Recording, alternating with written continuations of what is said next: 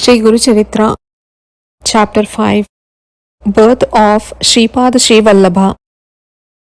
Shri Siddha Namadarak Shri Vishnu had several incarnations as Matsya, fish, Kacha, tortoise, Varaha, bear, Narasimha, man with lion's head, Vamana, Parashurama, Rama, Krishna, Buddha and Kalki to protect the sadhus and punish the wicked.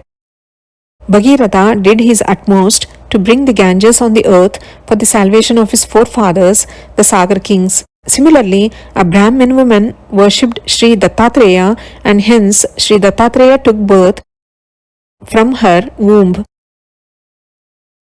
I shall now narrate this tale to you. A Brahmin named Appalraj lived at Pitapur in the east. Sumati was his most devoted wife. On one Amavasya day, there was an anniversary day at the house of Appalraj. On that day, Sri Datta came in disguise to his house for alms. Generally, alms are not given to beggars on the anniversary day, but though the Brahmins invited for the ceremony had not dined, Sumati offered him alms. Hence, Sri Datta was much pleased and he disclosed his divine appearance to her. She humbly bowed to Sri Datta, who said, "Mother, what do you desire?" She said, "You are a treasure of kindness and protector of the devotees. You are well known in all the 14 bhuvans. You just called me mother. I begot children, but some of them died soon, and of those that are surviving, one is blind and one is lame. I therefore feel my life to be futile without a good son.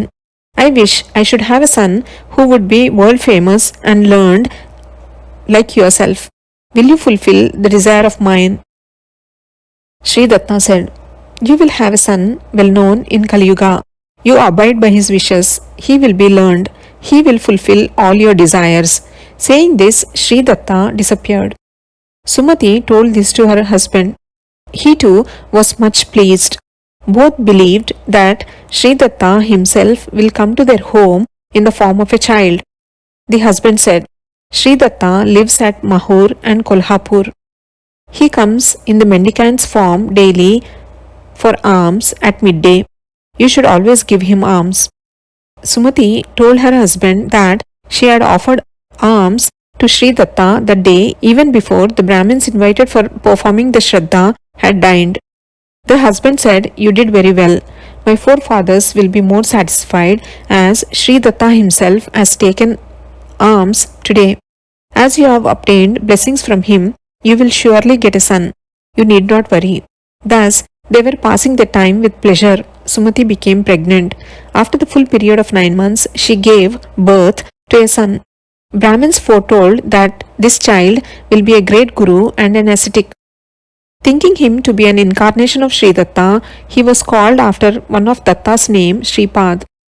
His thread ceremony was performed when he was 7 years old. Even at this age, he knew all 4 Vedas, Mimamsa, Tark, etc. All people wondered at his brilliancy and said he must be a god in human form. He taught the Brahmins of the city various subjects as Achar, Vyavahar, Prayaschitta, Vedant, Bhashya, Vedarth, etc. When Sripad was 16 years of age, his parents began to think of his marriage. Sripad warned that he would marry a woman called Disintegration. All other ladies are like mother to him. He said, "I am a brahmachari and an ascetic. I love yoga and my name is Sri Vallabha. I now intend to go to the forest for observing penance and obtaining divine knowledge." Hearing this, the parents recollected the words of Sri Datta, the mendicant, and realized that he would have his own way. Still, due to affection, they were very much aggrieved. The mother said, "We expected you to protect us in our old age." Saying so, the mother became unconscious.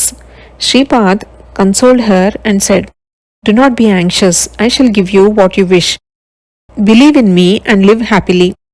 The mother said, "My dear son, I forgot all my previous miseries only on account of you, and I cherished a great hope that you would protect us in our old age. We have 2 other sons, but one is lame and the other is blind. Who will look after them?" Sripad looked at his lame and blind brothers with nectar-like sight. Instantly, the blind brother got his sight and the lame one got his legs. Both became learned, well-versed in Vedas, Shastras and Vyakaran. Thai prostrated before Sripada Sri Vallabha and he blessed them. Just as iron is transformed into gold by the touch of the philosopher's stone, so both the brothers were enlightened and they became respectable due to the blessings of Sripad. He then said to the brothers, "You will have sons, grandsons, and great grandsons, and you all shall live happily." He told his brothers further, "Serve your parents, you will be happy in this world and shall get salvation in the end." He then said to his mother, "You should be happy now, but your sons will live for 100 years. They will have sons and daughters, and you will see them living merrily. They will have wealth for generations and shall be famous for their learning. Now, do not prevent me from going to forest. I have to go to the north to guide the sadhus." Saying this, Sripada Swami disappeared and came to Kashi, where he began to live secretly. After some days, he went to Badrinarayan. He visited holy places one after the other and in course of time one day reached Gokarna. Om Shri Dattaya Gurave Namaha.